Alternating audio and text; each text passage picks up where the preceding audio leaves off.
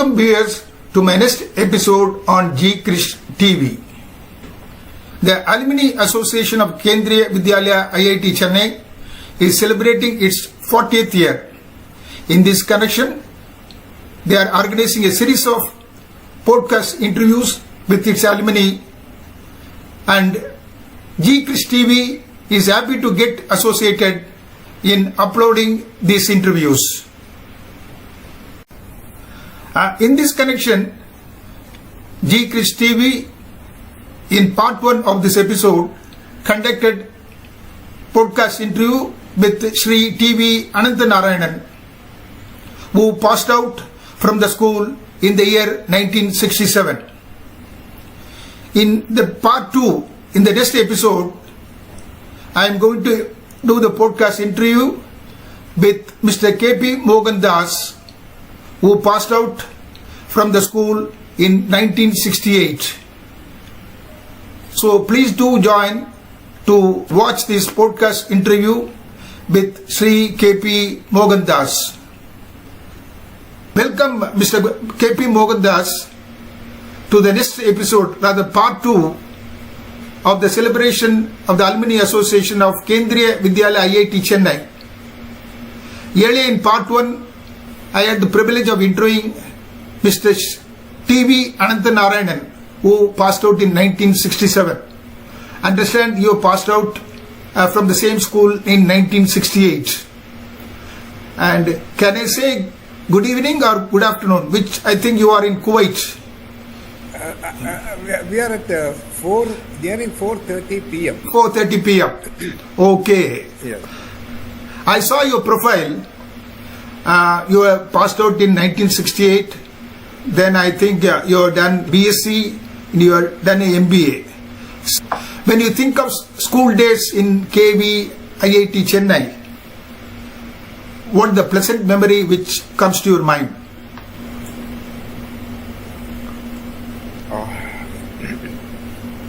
Many things come to my mind. I will talk about one thing that may be useful to the present students and teachers alike, which I think that will be relevant. I must confess that I was a very weak student in math.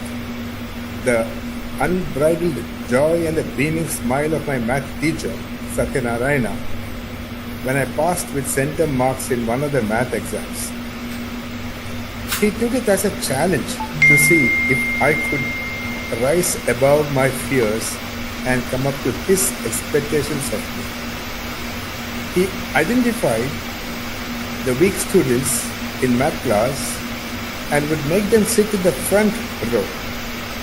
He would make one of the few like me to go up to the blackboard and explain to the class a particular theorem or a problem solving.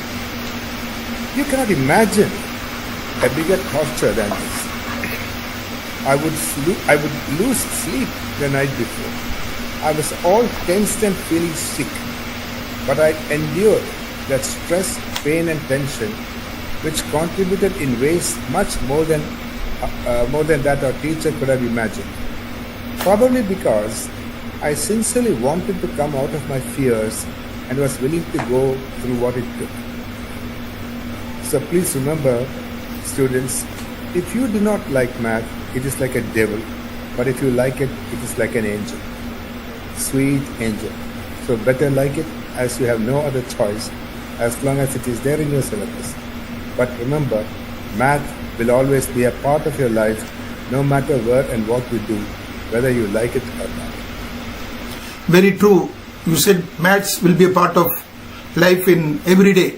Yeah, that is true, and very ordinary to know that you confess that you are a weak student, but you scored centum way back in 1960s, 1967. So credit also goes to Mohandas, apart from your maths teacher, isn't it? Amazing. Okay. Sir, what are the motivating factors that influenced you after school that may be relevant even now for the students? It is said that in school we learn and pass tests, but in life we get test and learn from them. School life is all about building the foundation of future life. Read as much as possible good books on motivation, self-improvement, personality development, etc. Works of authors like Dale Carnegie, Napoleon Hill, Norman Vincent Peale, Zig Ziglar, to name only a few, are immortal and relevant to all generations. Their works can prepare the perfect foundation to take on the shocks and knocks that life will give you. For example, I think it is Napoleon Hill who first said, "Work more than what you are paid for." Later, Zig Ziglar also said something similar, like when you do more than you are paid for, eventually you will be paid for more than you do. This one sentence influenced me immensely and came in handy in my later life. Sir, looking back, what and who shaped your personality while in school? Did this help you later in life? Very much. And I love answering this kind of question. IIT KV was unique in many ways. I checked with many hundred schools that I must have come across later on, and none of the schools had what we had in KV IIT. We had a CCA class every week. What does it mean, sir? Co-curricular activities. There was this hall, big hall, with a stage. Entire school used to assemble in it. When the numbers were few, and that made it possible perhaps. Stage was open for anyone to come up and do what one wanted. This was a fantastic setting, and many of us benefited from the exposure that drove many devils out of our system. I was perhaps one among the few students who was always on the stage in every CCA session.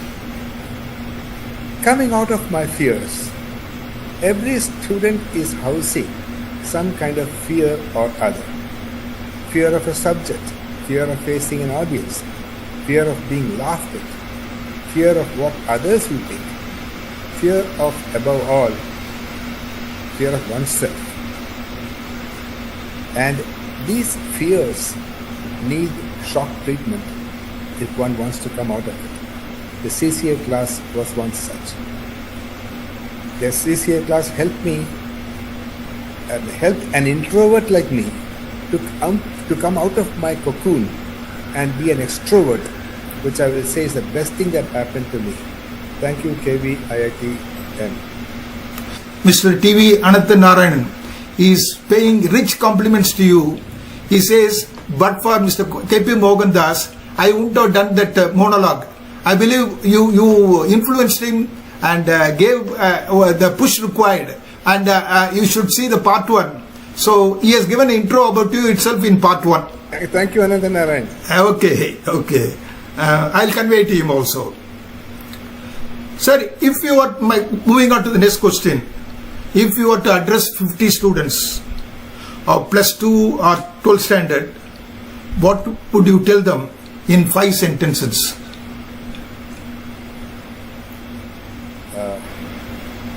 One, read as much as possible. I can vouch for the fact that there's a huge difference between a person who reads and one who doesn't. Read fiction, read any book, fiction, drama, novel, comedy, whatever. But do read at least one book a week or 2 weeks. Spend time and listen to the life story of your parents, uncles, and other elders.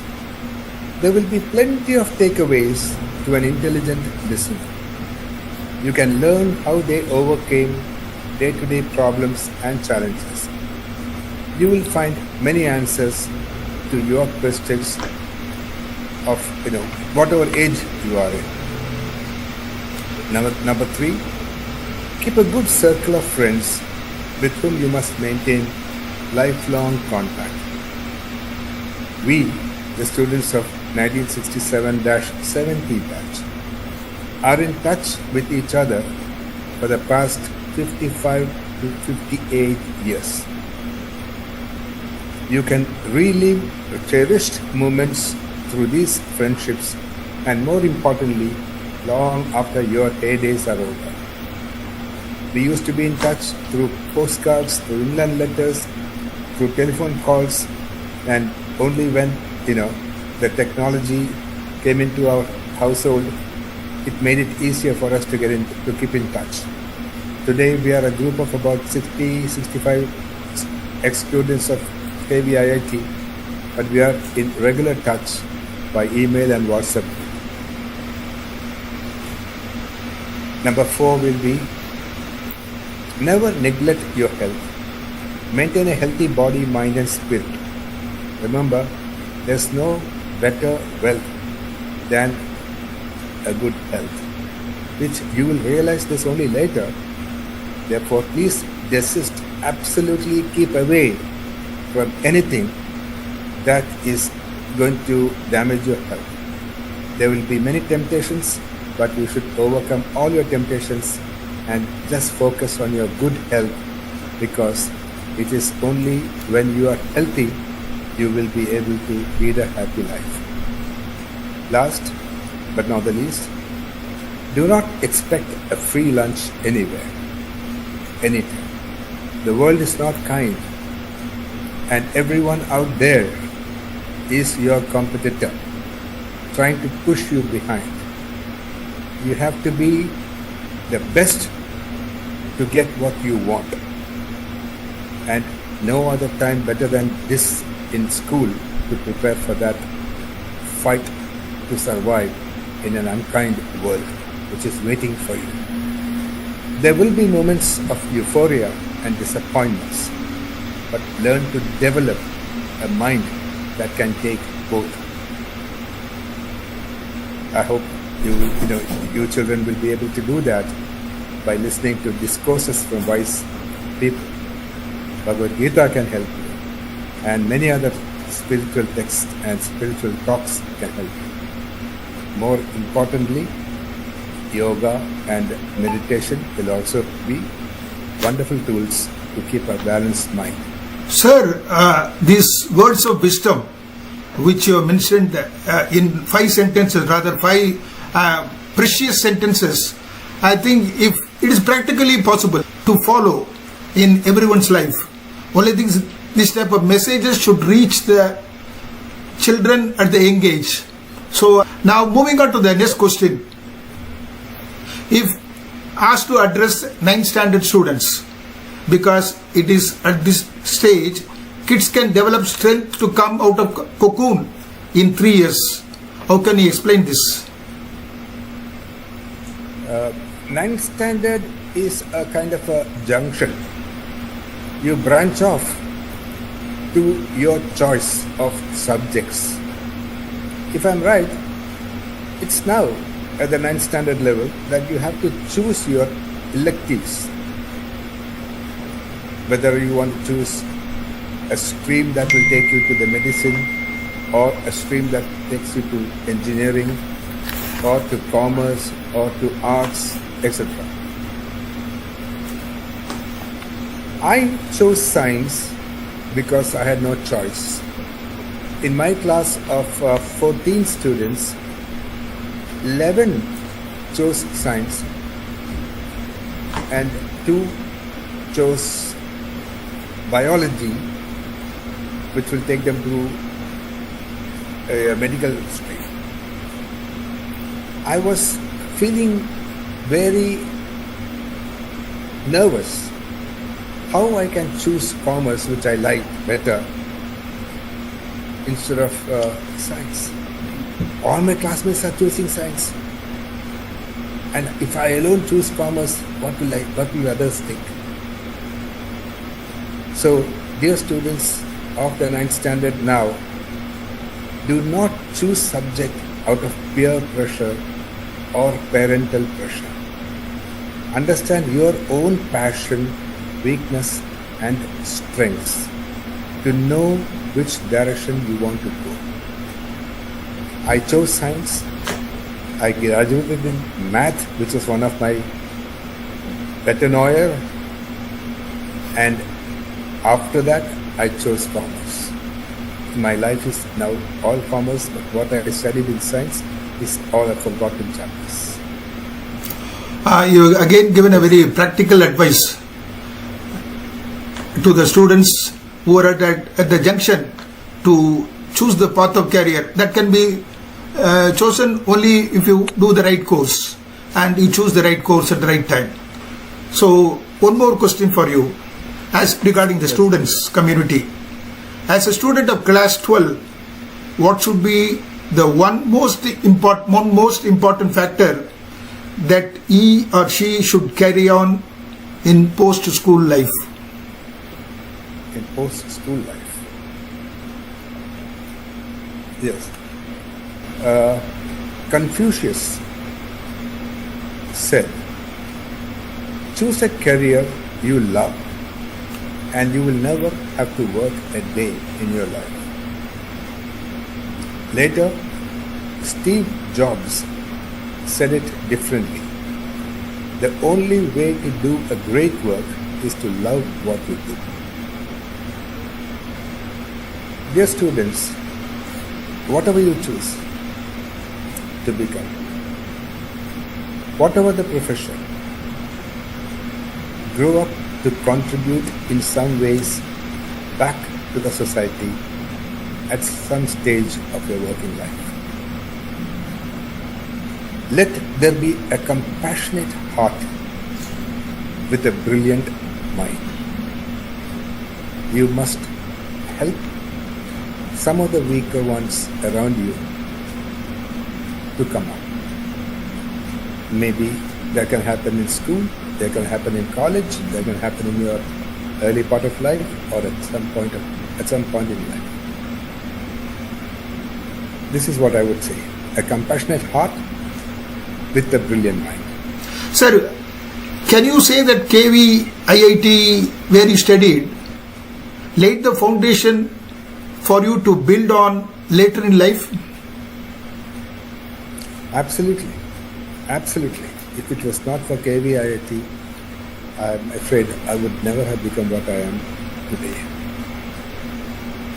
And many of us would owe a lot to KV IIT, our alma mater. We had brilliant set of teachers, brilliant classmates, and fantastic ambience both within and outside the classroom.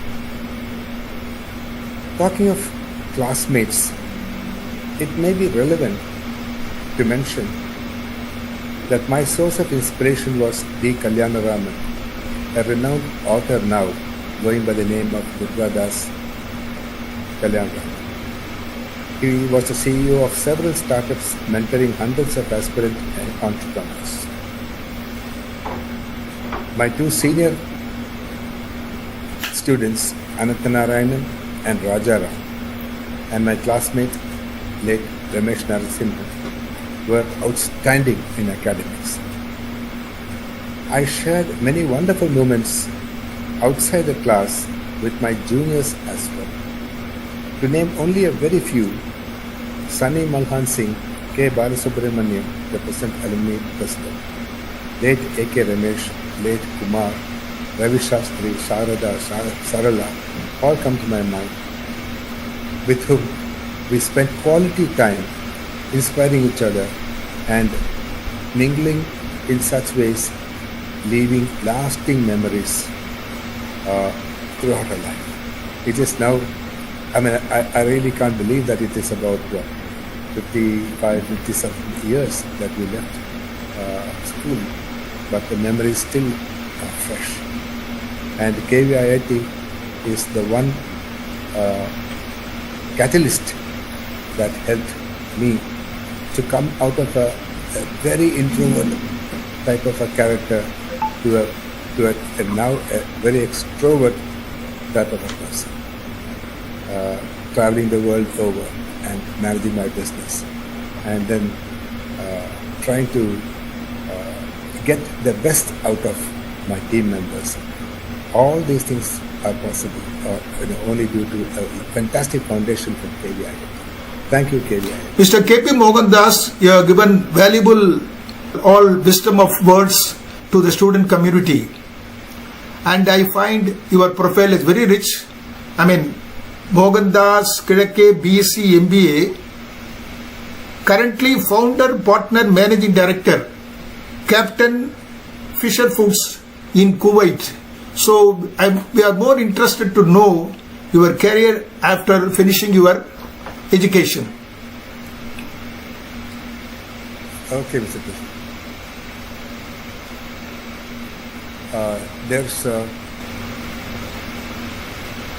I realized early on in my life,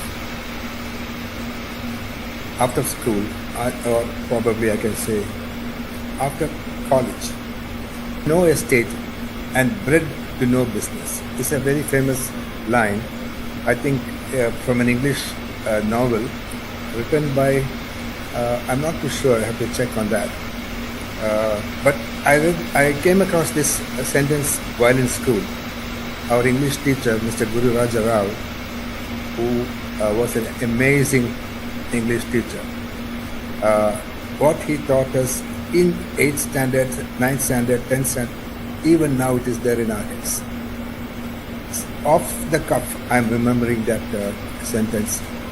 Born to no estate and bred to no business means I'm born into a family that has no estate, where I can grow up and take over and start my career.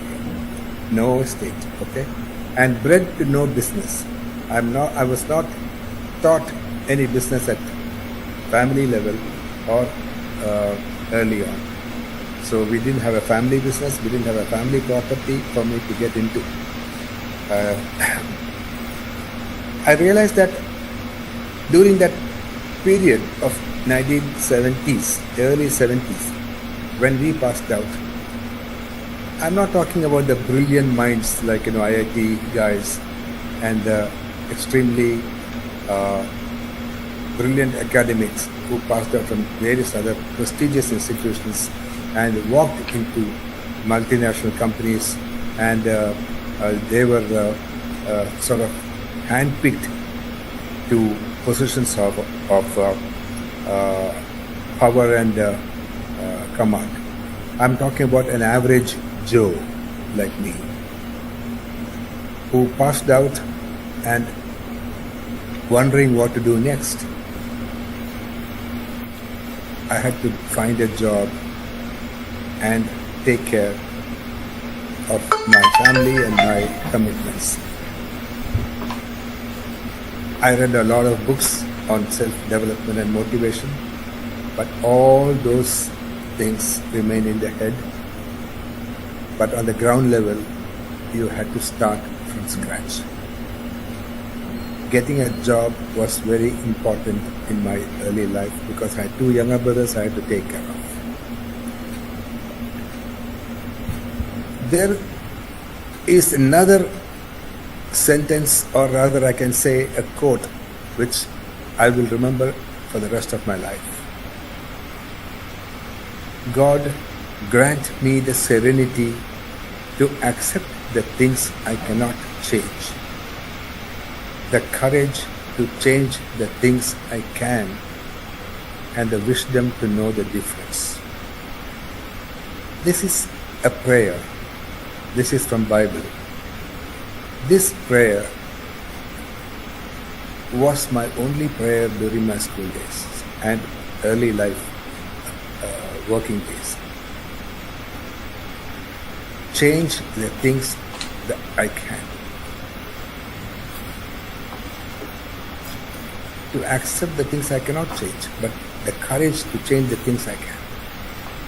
No matter what the situation, I used to think, is there something positive about it? Is there a nice lesson that I can learn?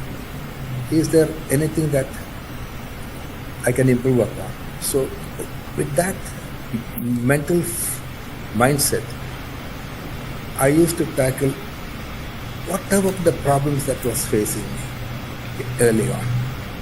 I entered into While I was doing my MBA, one big company in Chennai interviewed many candidates in college and then picked me to be their export executive. It was an export-oriented company, and I was as an export executive.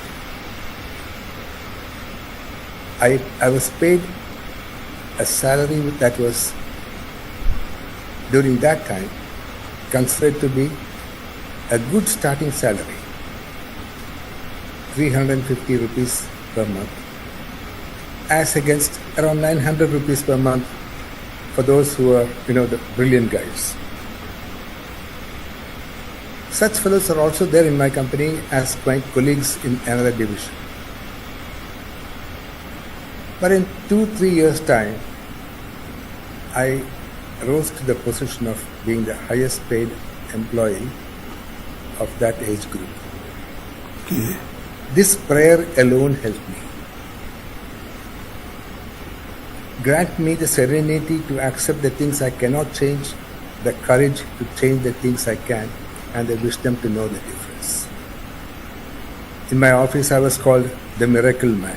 Oh. Because there was nothing that was impossible. Ask Mohandas, he will get it done. Simple as that. I was called by my chairman Garcia. There's a story. Letter to Garcia. There was a dying king. He wanted to convey a message to Garcia. He wrote a letter and asked his lieutenant, deliver this letter to Garcia. Soon after, this king died. The lieutenant wanted to know, where is Garcia? What is Garcia? Who is Garcia? No idea. Nobody knows. So he asked one of the soldiers, deliver this letter to Garcia. He said, sir, where is Garcia? Get out. You are not fit. Called another fellow. Deliver this letter to Garcia. Where is Garcia? Get out. You are not fit. Like that, one fellow came up and said, can you deliver this letter to Garcia? He said, yes. That's it. Simple as that. Letter to deliver. Can you deliver this letter to Garcia? His answer was yes. Finished. He did all the research. He found out what is Garcia, where is Garcia, who's Garcia. He learned it and he finally got the job done. This is what I'm trying to say. This message from this story is that when your boss tells you something, there can be only one answer. Can you do it? Yes, I can.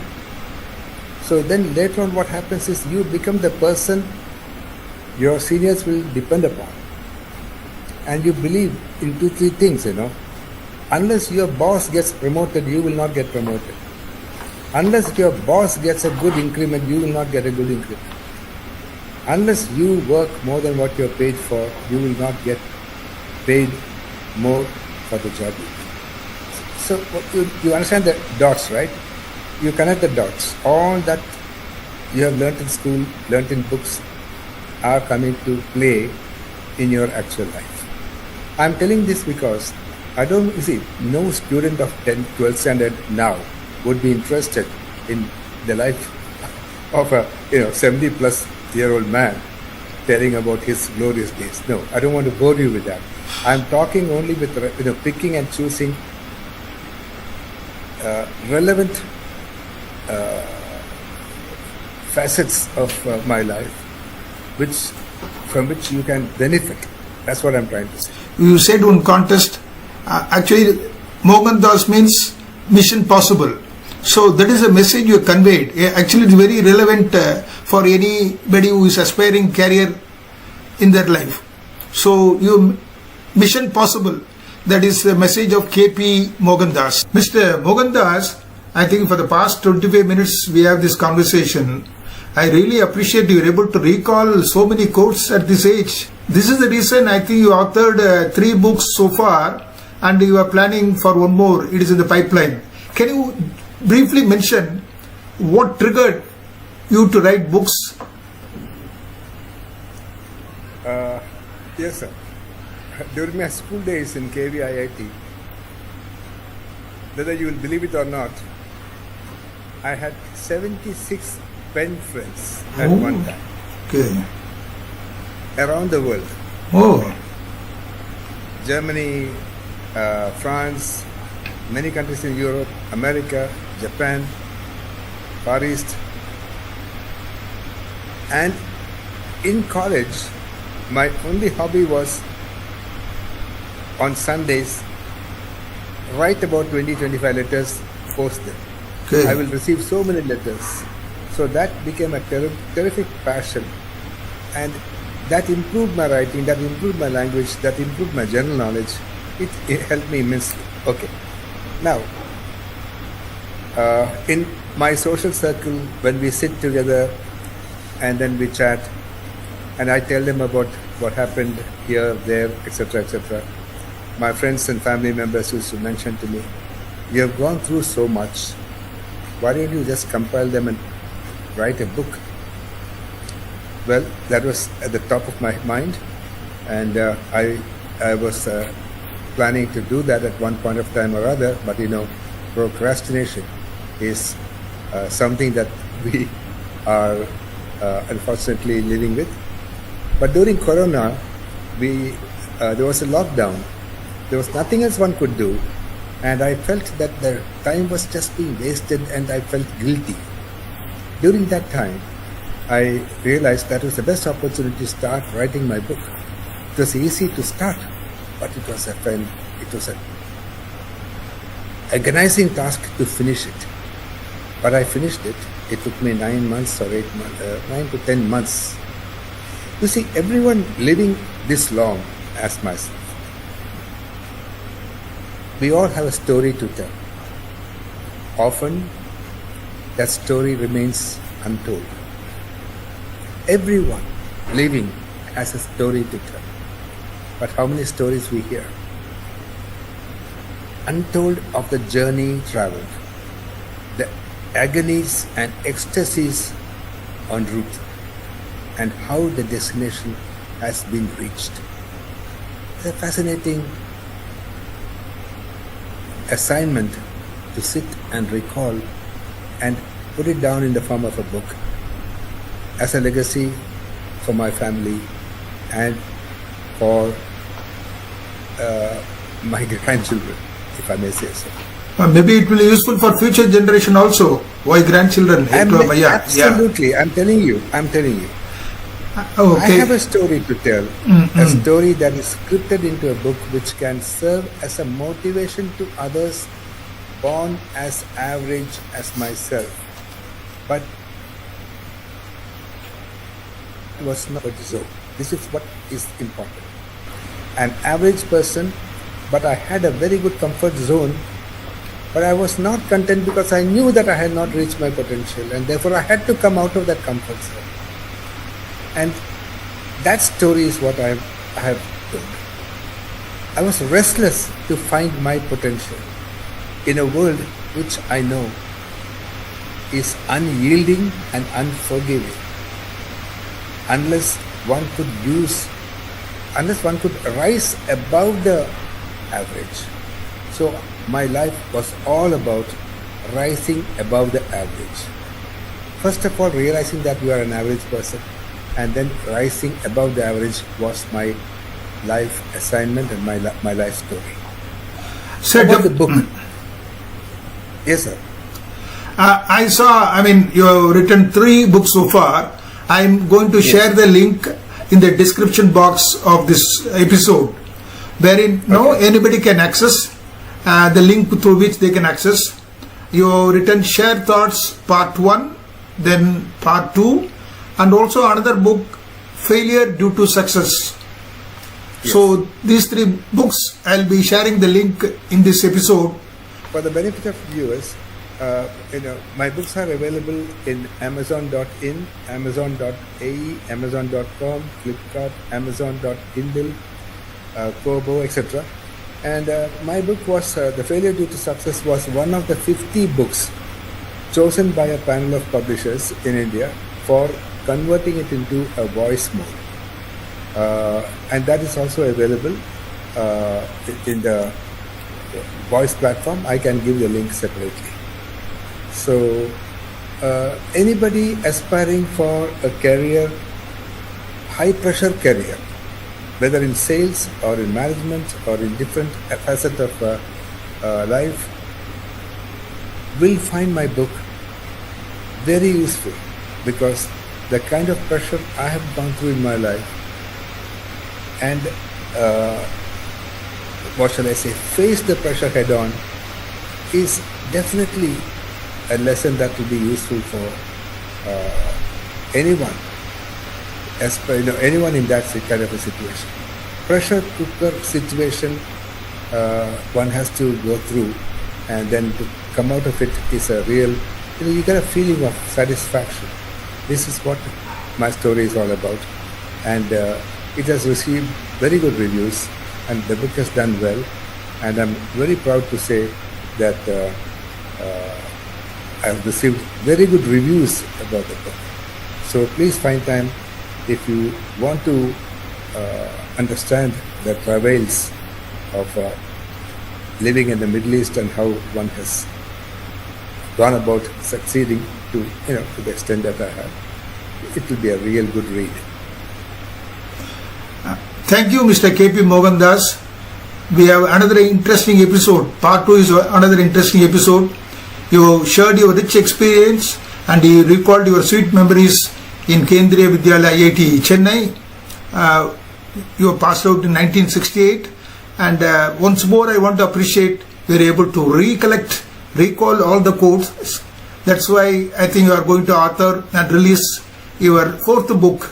So on behalf of the Alumni Association of Kendriya Vidyalaya, IIT, which is celebrating its 40th year, and also on behalf of G Chris TV, I say thank you and hope to meet you in some other interview later.